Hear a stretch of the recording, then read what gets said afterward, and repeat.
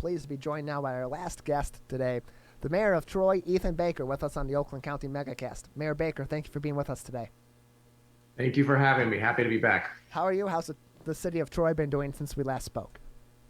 We're doing really well in Troy. Our COVID numbers don't seem to be increasing like they are in other parts of even Oakland County, and our businesses are getting back in shape, and our residents, I think, have done a really good job of making sure we can reopen safely, even though there's some hiccups along the way. But proud to be the mayor of Troy. I think Troy's in excellent shape to recover from this when we get to that. The last time we had you on, Mayor, the city of Troy's offices had not been opened yet.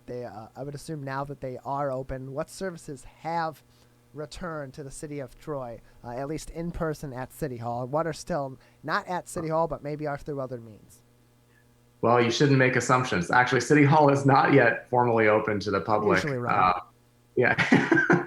We've been really successful with our Call City Hall campaign. Basically, any phone number you dial for City Hall will direct the department head or department to their cell phone if they're working at home, or if they're in the office, they're still working there. And most of what we need to accomplish for the residents of Troy and for the businesses can be accomplished over the phone or online. So we've stayed with that for longer than other communities. And it's really been effective. We haven't been receiving complaints from people who are lacking services or in need of something. That said, we are starting to phase into now allowing residents and the members of the public to come into City Hall by appointment only.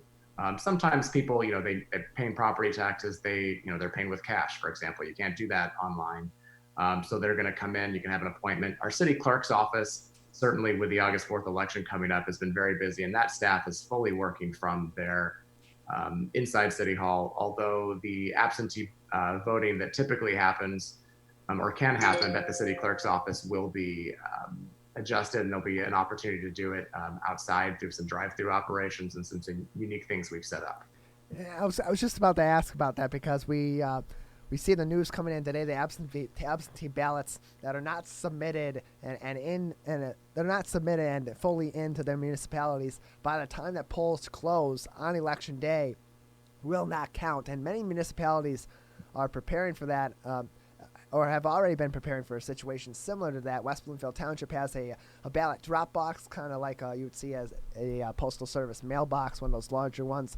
And you mentioned that there are certain things in place in Troy that are in the works for absentee ballots that would be other than just mailing them in. Can you elaborate a little bit on what some of those programs are? Sure thing. Well, what we've seen already is we've had a record number of absentee ballots sent out to our residents. I believe as of Monday, we've sent out over 18,000 ballots, which is more than we've ever sent out in the city of Troy. And so our most ever, I think, has been about 15,000 absentee ballots, and that was during the 2008 general presidential election. So to have so far over 18,000 go out for an August primary tells you that people are more comfortable voting via absentee at this point. So we've installed two huge brand new ballot drop boxes at the east and west entrances of City Hall. They're brightly colored. You can't miss them. They'll be checked regularly from now until election day, at least once every 24 hours. They're very secure. Only the city clerk has key to that, and it's protected. We've also set up drive-through, like a drive-through city clerk's office for Saturday, July 25th, as well as the Saturday just before the August 4th primary, where you can come through and drive through the City Hall parking lot. We'll have city clerk staff out there meeting you curbside with their full computers, with their full secure systems. You can request an absentee ballot there. You can put in your application. You can turn in the ballot, certainly, if you'd like to hand it directly to a person. But everything will be secure. And if you get a ballot there at that time, you can then go and park, fill out your ballot, and then bring it back and drop it off if you like. And it'll, of course, be very secure. We've just authorized a purchase of an additional absentee ballot counting machine. So we will have our fifth high-speed counter. And we're prepared for this August 4th election. I think we've got one of the best city clerks in the region, and she's worked very hard to make sure she's got her staff ready to go. And we're ready for August 4th. And also, all precincts will still be open for in-person voting on August 4th as normal. So City of Troy is ready and prepared for this election. Mr. Mayor, can I ask you, how much of a budget hit do you think you're taking during this pandemic, and how are you going to try to plug those holes in the budget so that you don't have to lay off people? Sure. Well, we're not sure yet, right? We approved our budget for the fiscal year 20 to 21 year, which started July 1st. We approved that during the pandemic, which was kind of an unprecedented and interesting experience. We're fortunate in Troy that the majority of our revenues come from property taxes, and our property tax base is level and was set already prior to the pandemic happening. So this next fiscal year, we don't expect a huge hit to our budget. That said, there will be a reduction in state shared revenue coming out of Lansing, at least as of right now. I mean, we see what their numbers are doing, and they're way, way down as far as revenue collection. So that's of course going to affect us at the cities, villages, and townships. We have a very healthy unassigned fund balance, which is like our rainy day fund that will get us through as necessary. And we're hoping not to have to make any cuts and layoffs. Back in 2008, 2009, the Great Recession, we laid off about a third of our workforce in the city of Troy, and we really never built that back up. So we're about as lean as we could be from that standpoint. And we're not really in the position to continue to cut workforce if we want to provide the same services that we've been providing. The city of Troy is such a shopping and restaurant destination. How is your business community holding up? They're resilient, they're strong, they're working really hard. Obviously, I've been to Somerset. We talked about Somerset last time I was on. I think it had just opened. There's still people filling Somerset and shopping, so I think that's helping. The restaurants are more of a concern, I think. Your previous guest, John McNamara, I was listening to him, and the last thing he said is, wear your mask. I think that's extremely important. I have a good friend who's a restaurant owner here in Troy, a very successful restaurant.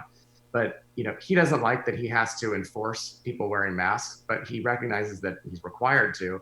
And he said, quite frankly, please wear your mask. I can't afford to lose my liquor license or to lose my business license because you don't want to wear a mask. And so I think it's important for people to remember that these businesses depend on us wearing our masks, regardless of what you think about it politically.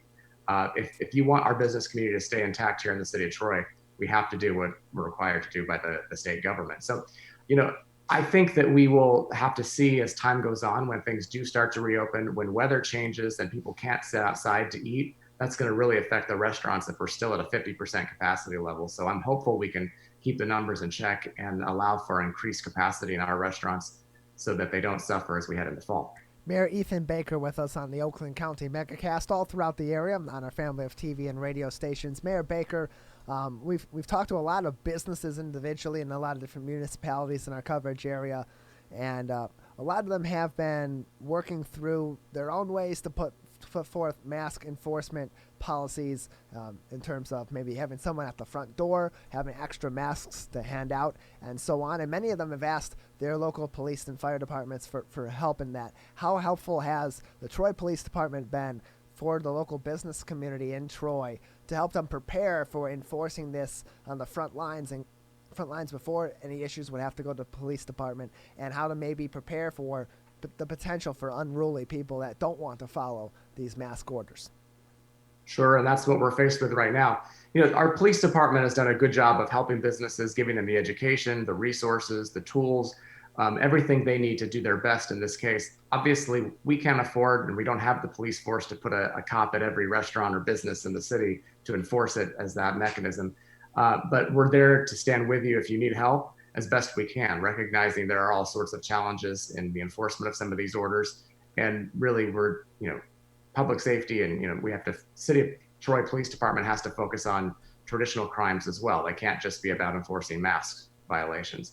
But what I've seen personally is that people are very respectful of this. I mean, I've been out to our restaurants, I've been out in the public places. People are wearing masks for the most part. There are people who aren't going to wear it, and you see them. And I've seen restaurants, I've seen businesses and ask them to leave because they haven't had their masks, and that's what they're required to do, and they're handling it appropriately.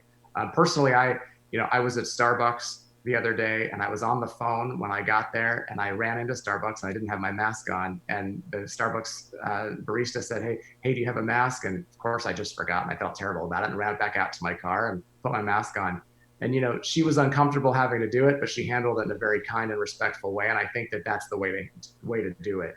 And even restaurant owners have strong feelings about masks, and the governor herself, but they recognize what they need to do to keep their businesses going is to follow these orders. So, I've seen signs that say, we don't like the governor's order, but in order for us to stay in business, you have to wear your mask. That works too. You you can make your political statements and still support wearing the mask so you stay in line with the law. I think that's really important. Mayor Baker, anything else that would be interesting for us to know or important for us to know about the city of Troy right now before we let you go today? I think, City of Troy, I'm a big cheerleader for our city, but we're working hard. Our restaurants are open. Our shops are open. Please get out there. And, if you're not afraid to go out, please go out, be safe, use sanitizer, wear your mask, go to our local retailers, go to our restaurants, whether it's curbside, whether it's in person, they are prepared to serve you and to do it in a safe manner. And they really do depend on having you there. Their tips, their bottom lines. I mean, it's a tough time for a lot of people. And City of Troy welcomes you always. We're ready to have you in our city, and we look forward to serving you any way we can. Mayor, thank you very much for being with us today. Thank you. I appreciate it. Have a good weekend. Yeah, appreciate having you on. You as well. Mayor Ethan Baker from the City of Troy.